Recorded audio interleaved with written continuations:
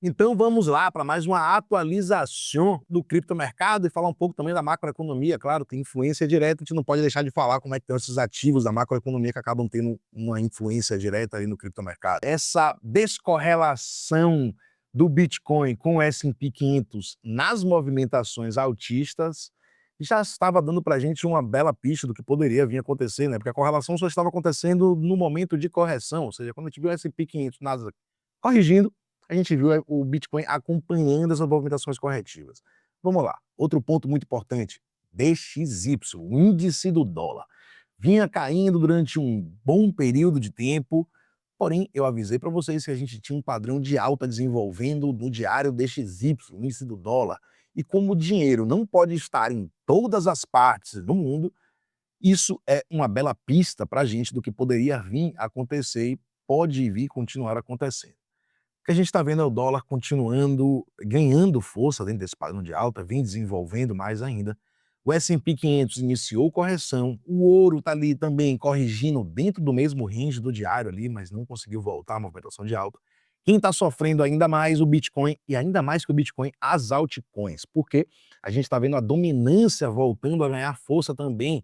E com isso, aquela festa da Alt-Season está cada vez mais duvidosa e cada vez mais perigosa de não acontecer, né? Essa é a realidade. Então, nesse vídeo de hoje a gente vai falar sobre essas análises, vamos destrinchar e olhar até onde essas movimentações podem acontecer, como é que está essa captação de liquidez com toda essa correção, tudo isso é importante. Então a gente vai analisar o índice do dólar, a gente vai analisar também um pouquinho do ouro, S&P 500, claro, o Bitcoin, Price Action, análise com as nemas exclusiva, indicador que eu desenvolvi, e vamos também olhar análise de sentimento, para justamente a gente entender aonde é que está a direção da captação de liquidez, a gente tentar entender onde é que as baleias querem chegar com essa captação de liquidez, ou será que isso é muito além de captação de liquidez e sim, eles estão sabendo de algo, querem se proteger? A gente vai olhar tudo isso com os dados, entender.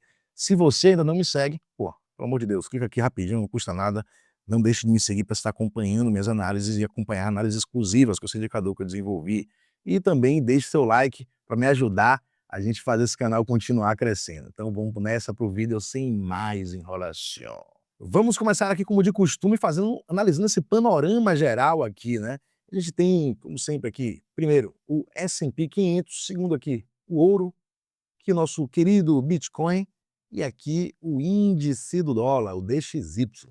Como vocês podem ver, é o único que segue aqui um padrão de alta, a tabela dando compra dos 5 minutos até o diário, e o cenário bem diferente nesses outros ativos aqui. O ouro já também começa a ter padrões de venda que vem dos 5 minutos até, bem claro, até 8 horas, o Bitcoin dando venda dos 5 minutos ao diário, o oposto do DXY. Então o que a gente está vendo aqui, esse padrão de alta no DXY, a gente está vendo aqui o oposto no Bitcoin. À medida que o DXY, o dólar, vem ganhando força, o Bitcoin vem perdendo força. E é isso. A gente tem que ficar atento também aqui ao ouro. O ouro que rompeu máximas históricas atrás de máximas históricas vem fazendo uma forte correção. Inclusive, dentro disso aqui, o que iniciou foi esse candle aqui, que esse candle foi responsável pela maior correção do ouro nos últimos anos aí, dentro de um período de um dia. Então a gente tem que ficar atento a isso também. Na minha visão, dentro de um suporte muito importante no gráfico diário. Não seria interessante se o ouro perdesse suporte aqui, ou seja, o ouro começar a trabalhar abaixo dos 3.867 dólares por onça Troy. É um ponto que a gente precisa ficar atento a essa movimentação do ouro de alta, né? Ela pode estar comprometida.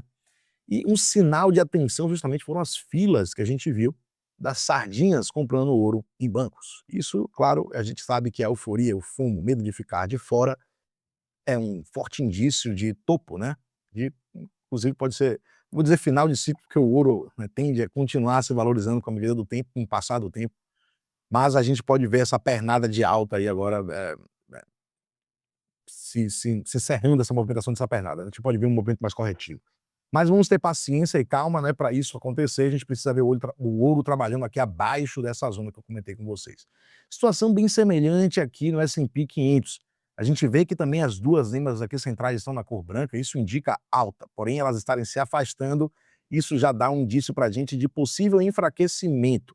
E a gente precisa ficar atento, porque enquanto o S&P 500 estiver trabalhando aqui abaixo, acima dos 6.700, tudo ok. Porém, se a gente chegar nesse suporte, perder esse suporte, vir aqui testar esse 6.652 e perder essa zona também no gráfico diário, galera, a gente precisa ficar atento porque o S&P 500 pode estar demonstrando para a gente uma forte fraqueza, uma grande fraqueza, e iniciando, inclusive, um momento corretivo, né, dentro desse gráfico diário. Então a gente precisa ficar atento a isso. E toda essa desconfiança de reversão de tendência vem justamente por causa dessa movimentação aqui do ouro. Padrão do ouro, desse gráfico do ouro, né, ele vem muito forte. Vamos abrir aqui o gráfico do ouro, o DXY, perdão, o gráfico do dólar. O dólar, dentro desse padrão de alta, né, muito forte, rompeu a primeira NEMA lilás, a primeira resistência, né? Primeiramente ele não conseguiu romper, recuou, veio trabalhar aqui no suporte das NEMAs centrais, elas divergindo. Quando a gente vê as duas se afastando, essas duas NEMAs centrais se afastando, quanto maior esse afastamento, mais força, né, nessa possível reversão de tendência. A gente precisa ficar atento aqui, enquanto o preço estiver trabalhando aqui acima dos 98.600, né, ou seja, ele pode continuar, claro, testando as NEMAs coloridas, mas muito provavelmente em algum momento ele vai vir recuar. Nesses recuos, nessas correções, ele precisa respeitar essas duas NEMAs centrais aqui. É muito provável que o dólar continue a desenvolver dentro desse padrão de alta aqui. E se isso acontecer, ou se a gente vê a continuação desse padrão de alta do DXY, do dólar, ganhando força, isso aí pode ser sim um ponto de atenção, porque o dinheiro está migrando em direção ao dólar, né? Ou seja, ele sai de algum lugar, né? Ele está saindo aí, principalmente agora do Bitcoin, do criptomercado, de outros ativos, obviamente, os ativos que estão corrigindo, a gente sabe que estão sendo, esse capital está sendo direcionado, né, ao dólar novamente. Então a gente precisa ter muita atenção em relação a isso. E vamos falar aqui agora do nosso querido Bitcoin. Essa formação gráfica aqui, né, esse cone invertido, megafone, como você quiser chamar, tem sido muito analisado e muito falado aí na internet, né, muitos analistas, né, acreditando que aqui a gente pode estar próximo do suporte. Para o que aconteceu aqui agora, nesse exato momento, é um rompimento da base aqui, né, dessa formação. Então isso a gente precisa ficar atento à relação a esse rompimento, né, porque não é nada interessante aqui esse rompimento. Principalmente quem tinha acompanhado minha análise anterior, essa zona aqui, esse bloco era uma resistência que o preço vinha respeitando há muito tempo, há muitos dias. Porém, a gente também não conseguiu mais se segurar acima dessa zona, o que não é nada bom. Então aqui pelo price action a gente precisa ficar atento ao quê? Aos próximos suportes que a gente tem para o preço. Então, se a gente olhar aqui detalhadamente nos fundos anteriores, vão dar dicas para a gente, e pistas onde são esses suportes. Primeiramente, a gente está próximo aqui, ó, desse último fundo aqui, ó, a gente está chegando nele aqui nos 100.468. E abaixo dele a gente vê que tem outro fundo aqui que também vai servir como suporte, né, para o preço. Então a gente tem zonas aí muito importantes para o Bitcoin, nos 100.468 e nos 98.301. São zonas, né, que a gente já segurou outras vezes, a gente precisa respeitar pelo price action. Ou seja, perder esse suporte aí pelo price action pode não ser muito bom. A gente vai ter essa outra zona aqui de suporte na zona dos 94, mas na minha visão, se perder 100.000, eu acho que a gente já vai estar decretando aí, né, uma reversão de tendência mais clara e começar a trabalhar abaixo dos 100.000 aí no diário, então não vai ser nada bom isso aqui. Eu vou abrir agora as NEMAs para a gente tentar entender quais são os suportes relevantes pelas NEMAs e, para mim, né, é o que acabo dando um peso maior, né, porque eu estou acostumado já a operar com esse indicador. Então o que eu vejo aqui pelas NEMAs, vou até mudar aqui o gráfico só para a gente ver os suportes mais claros. Eu vou apagar aqui todos esses desenhos e deixar as NEMAs puras aqui, fica mais fácil. A gente perdeu aqui essa NEMA rosa, suporte no 102, 141. E aí, pelas NEMAs, o próximo suporte estaria aqui nos 97.557. E na minha visão, é um dos suportes mais importantes que a gente vai ter aqui dentro dessa tendência. Por quê? Porque o preço já interagiu com esse suporte em outras vezes. Aqui, ó, em 7 de abril, a gente veio interagir com esse suporte e depois o preço teve uma bela de uma recuperação. Então, na minha visão, a gente vai ter mais um ponto-chave aqui novamente neste suporte. Obviamente, quando ele chegou no suporte daqui na azul, ele estava cotado a 74 mil dólares. Mas como são suportes móveis, ele vem acompanhando a movimentação do preço. Agora esse suporte está localizado aqui nos 97.537. Então a gente precisa ter muita atenção a essa zona. Para quem já me acompanha há mais tempo, sabe que é uma zona que eu fico sempre muito de olho, é essa aqui. Essas 3 linhas aqui representam como se fosse um 0,3, 0,5, 0,6 de Fibonacci, ali, aquela zona saudável de retração, né. Então, é isso que eu estou de olho aqui, para ver se o preço realmente vai continuar respeitando essa zona. Aí você pode se perguntar: "Pô, não interagiu com a verde?" Não, olha lá, a gente teve sim interações com essa região, né, outras vezes. Até essa última vez que a gente foi aqui em 27 de abril, 7 de abril, né, de 2025, a gente interagiu com esse suporte aqui e teve uma recuperação. E anteriormente também esteve trabalhando dentro da divergência, movimento de reacumulação, e a gente viu o preço chegando aqui na zona da NEMA verde e também depois na NEMA azul. Então, suportes muito importantes, já foram respeitados anteriormente dentro dessa tendência, então é muito importante que o preço continue respeitando. E se não perder, e se não respeitar, para mim é um forte indício e assinatura de que essa tendência está em sérios riscos, essa é a verdade. Então a gente precisa ter muita atenção. Zona decisiva que o preço está para chegar, a gente já chegou nesse suporte outras vezes e foi, digamos que, recebido muito bem com muitos compradores. Vamos ver como é que vai chegar agora nesse momento, onde eles estão em zonas, né, muito mais caras. A gente está vendo agora aí, essa NEMA verde nos 93.700 e a NEMA amarela aqui nos 89. Vamos lá, a gente perder essa NEMA verde, a gente não perdeu ela em momento nenhum antes, em correção nenhuma dentro dessa tendência. Se a gente perder essa azul, abrir muito o olho, e se a gente perder a verde, eu acho que a gente seria, né, estaria assinando aí um final dessa tendência aqui, pelo menos esse gráfico diário. A gente precisa ter muita atenção com essa zona aí, galera. E outra coisa que a gente também tem que ter muita atenção, claro, todo mundo quer saber das altcoins, né, como é que elas vão se comportar, chegou o fim, momento de comprar as altcoins ou não. E para isso, eu preciso trazer aqui a dominância do Bitcoin, né, perante as altcoins. E a gente está vendo também as NEMAs centrais já se cruzaram, a gente já está vendo o início de uma divergência altista no gráfico diário, e se a gente baixar o time frame, o gráfico de 20 horas, é aquele padrão que eu já tinha mostrado para vocês, é uma divergência clássica aqui do indicador de alta. Enquanto o preço estiver trabalhando, a dominância estiver trabalhando aqui acima dessas duas linhas centrais, ou seja, trabalhando acima dos 59,75%, é muito provável que essa dominância continue subindo.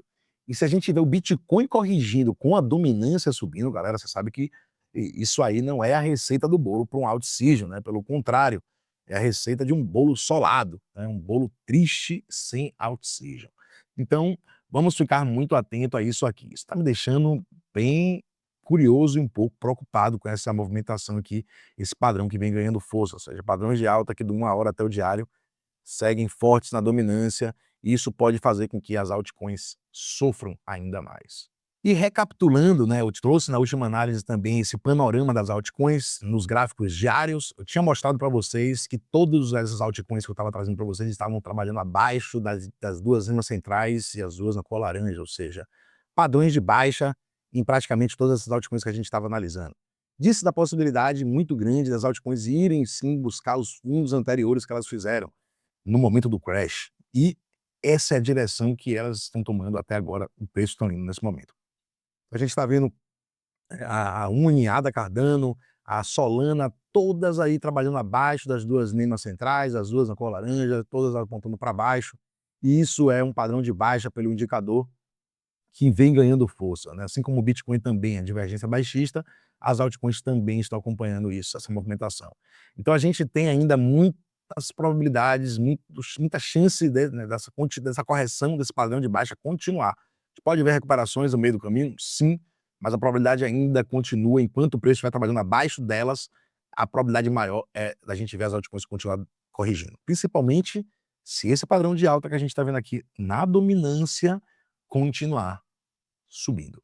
Então, muita atenção, vou falar agora da análise de sentimento para a gente fechar essa análise de hoje. Aqui pelo TRDR temos pontos muito importantes, lembrando que aqui é o curtíssimo prazo, gráfico de 10 minutos, mas esse indicador aqui, o Open Interest, ele mostra para a gente a quantidade de contratos que estão sendo abertos e fechados, à medida que o preço vem corrigindo, o que eu estou vendo agora os contratos aumentando, ou seja, me demonstra um certo interesse por essa movimentação corretiva. Olha só, apesar de muitas posições de long terem sido estopadas e liquidadas. Ou seja, à medida que essas posições estopadas e liquidadas era para diminuir os contratos. Apesar dessas posições terem sido estopadas e liquidadas, né, grande quantidade de posições foram estopadas e liquidadas, a gente vê que o Open Interest segue subindo. Muitas vendas a mercado também vêm ocorrendo à medida que o preço vem corrigindo, ou seja, sardinhas muito assustadas com essa correção, vêm vendendo a mercado, né, vendendo a mercado que Bitcoin? Os Bitcoins que foram comprados a mercado, obviamente, nessas movimentações de alta anteriormente. Então, quem compra no FOMO vende no medo. Essa é a lei natural. Um ponto muito que a gente tem que ter atenção e perigoso, na minha visão, é esse ratio. O ratio segue subindo. O que é o ratio? É a proporção de posições de long e de short. O que a gente tem agora é uma maior proporção de posições de long. O ratio está em 2,6, ou seja, temos 2,6 pessoas em posição de long para cada uma pessoa em posição de short. O que é que isso quer dizer para a gente? Quer dizer para a gente que se o preço continuar corrigindo, ainda temos muitas posições para serem estopadas e liquidadas, posições de long nesse exato momento. E aqui é o CVD. O CVD é o aglomerado de compras e vendas. O que a gente está vendo aqui, ele segue corrigindo, ou seja, estamos ainda vendendo bastante a mercado de acordo com que o preço vai corrigindo, o CVD vem caindo, porque muita venda a mercado que vem acontecendo. Ou seja, o medo vem se instaurando à medida que o Bitcoin vem corrigindo. E o fundo dessa correção, Genaro? Olha, a gente já teve aqui outras zonas no meio dessa correção e seguimos a correção, ou seja, não vimos picos aqui de liquidação nem de vendas a mercado. Eu acredito que a gente vê um fundo aqui, pelo menos um fundo local, a gente vai precisar ver um grande candle aqui de posições de vendas a mercado e uma grande candle aqui também de posições topadas de long. Principalmente que a gente, à medida que o preço vem corrigindo, a gente está vendo a entrada ainda de posições de long. Então me faz acreditar mais ainda que o preço pode continuar corrigindo para aí captar mais liquidez ainda dessas posições de long. Agora vamos dar uma olhada aqui agora na CoinGlass para a gente tentar entender aqui no curtíssimo prazo, que é o 24 horas, né? Quando a gente coloca aqui 24 horas, ele dá para a gente uma janela das ordens que foram abertas hoje, no 24 horas. Aí você vai se perguntar, pô, Genaro, mas a maior parte da liquidez está para cima. É verdade, sim. Dentro dessa janela aqui de 24 horas, o que a gente está vendo é que já não temos muito mais o que liquidar aqui abaixo, né? Já foi muita liquidação já aconteceu, né? Todas essas ordens que tinham aqui, essas posições foram estopadas e liquidadas à medida que o preço veio corrigindo. Porém, a gente pode mudar o time frame disso aqui, e se a gente coloca aqui na janela de tempo de 1 ano, ou seja, a gente pega todas as ordens, né, a janela de tempo de 1 ano, a gente vai ver que esse cenário começa a mudar um pouco. E o que a gente vê aqui é que temos zonas mais abaixo aqui, com um pico muito grande de 4,45 bilhões em posições para serem estopadas e liquidadas. Então e essa zona é a zona aqui próxima dos $92.000. Sim, temos muito também liquidação acima, na zona do topo principalmente, o topo histórico aqui temos grandes posições para serem estopadas e liquidadas, mas se a gente for olhar num contexto geral, anual, a gente vê que a maior parte das posições para serem estopadas e liquidadas estão ali na zona dos $92.000. Então a gente precisa ter atenção, né, o curtíssimo prazo, obviamente, a gente já captou bastante liquidez, mas a gente olhar a médio e longo prazo, a gente vê que ainda tem muito mais posições para serem captadas, liquidez para ser captada mais abaixo. A gente tem que ter muita atenção a isso aí, galera.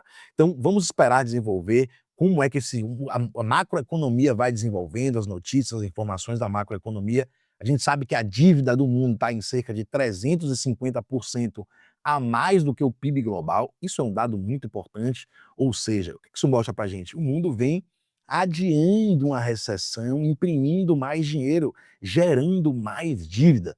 Mas e aí? Até quando essa conta vai, vai bater, vai fechar, né? Porque isso não vai durar eternamente. A gente não pode viver num planeta que gere dívidas eternas para poder se livrarem dos momentos difíceis, né? O Japão já vinha fazendo isso há muito tempo e agora é muito capaz de começar a sentir o reflexo de não poder mais fazer isso. Enfim, é isso aí, galera. Espero que vocês tenham gostado desse conteúdo. Me aguarde, amanhã eu vou trazer mais análises para atualizar vocês e trazer mais conteúdo também que seja interessante. Deixe seu comentário aqui, eu quero saber o que é que você quer desse canal, o que é que você gostaria que eu acrescentasse aqui nesse canal que vai te ajudar. É isso aí, espero que vocês tenham gostado do vídeo. Tamo junto, até o próximo vídeo e um abraço, família. Tamo junto.